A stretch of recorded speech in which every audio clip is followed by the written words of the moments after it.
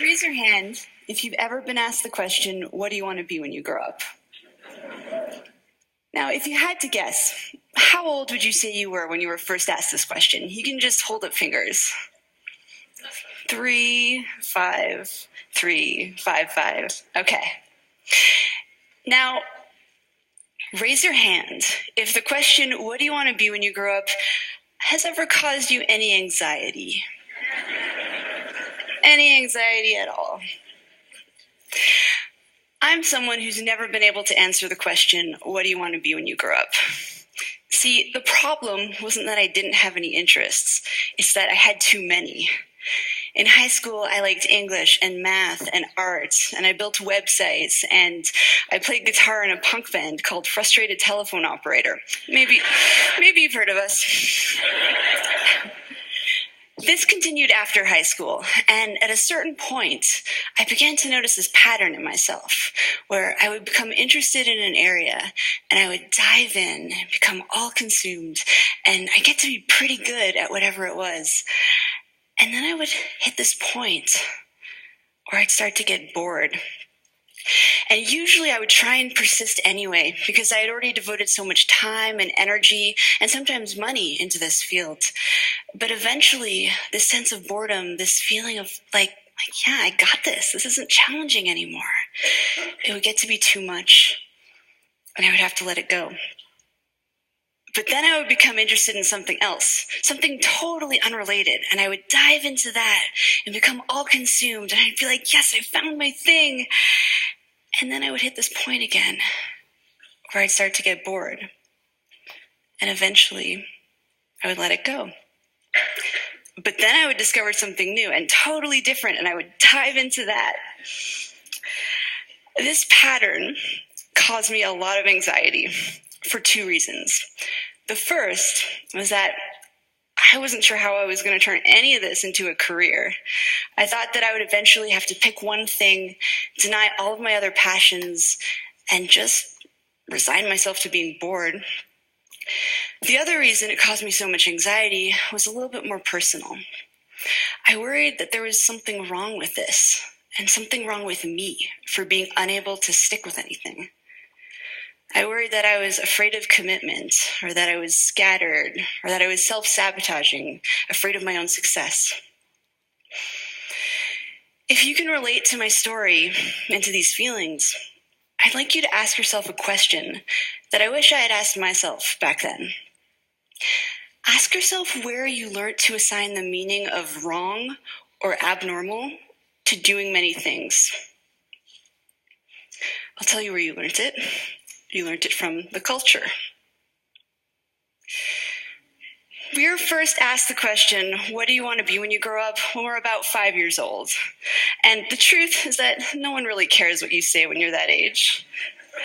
It's considered an innocuous question posed to little kids to elicit cute replies, like, I want to be an astronaut, or I want to be a ballerina, or I want to be a pirate. Insert Halloween costume here. But this question gets asked of us again and again as we get older in various forms. For instance, high school students might get asked what major they're going to pick in college. And at some point, what do you want to be when you grow up goes from being the cute exercise it once was to the thing that keeps us up at night. Why? See, while this question inspires kids to dream about what they could be, it does not inspire them to dream about all that they could be. In fact, it does just the opposite. Because when someone asks you what you want to be, you can't reply with 20 different things. The well-meaning adult will likely chuckle and be like, oh, how cute, but you can't be a violin maker and a psychologist. You have to choose. This is Dr. Bob Childs. And he's a luthier and a psychotherapist. And this is Amy Ung, a magazine editor turned illustrator, entrepreneur, teacher, and creative director. But most kids don't hear about people like this. All they hear is that they're going to have to choose. But it's more than that. The notion of the narrowly focused life is highly romanticized in our culture.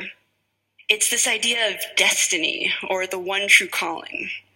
The idea that we each have one great thing we are meant to do during our time on this earth, and you need to figure out what that thing is and devote your life to it. But what if you're someone who isn't wired this way? What if there are a lot of different subjects that you're curious about and many different things you want to do? Well, there is no room for someone like you in this framework. And so you might feel alone. You might feel like you don't have a purpose. And you might feel like there's something wrong with you. There's nothing wrong with you. What you are is a MultiPotentialite.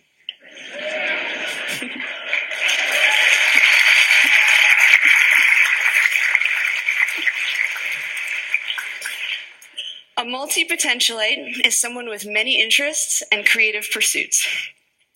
It's a mouthful to say. It might help if you break it up into 3 parts: multi-potential and ite. You can also use one of the other terms that connote the same idea, such as the polymath, the Renaissance person. Actually, during the Renaissance period, it was considered the ideal to be well-versed in multiple disciplines. Barbara Scher refers to us as scanners. Use whichever term you like or invent your own. I have to say I find it sort of fitting that as a community we cannot agree on a single identity. It's easy to see your multipotentiality as a limitation or an affliction that you need to overcome. But what I've learned through speaking with people and writing about these ideas on my website is that there are some tremendous strengths to being this way. Here are 3 multipotentialite superpowers. 1, idea synthesis. That is combining 2 or more fields and creating something new at the intersection. Sha Wong and Rachel Binks drew from their shared interests in cartography, data visualization, travel, mathematics, and design when they founded Meshu. Meshu is a company that creates custom, geographically inspired jewelry. Shaw and Rachel came up with this unique idea, not despite, but because of their eclectic mix of skills and experiences. Innovation happens at the intersections. That's where the new ideas come from. And multipotentialites, with all of their backgrounds, are able to access a lot of these points of intersection. The second multipotentialite superpower is rapid learning. When multipotentialites become interested in something, we go hard. We absorb everything we can get our hands on.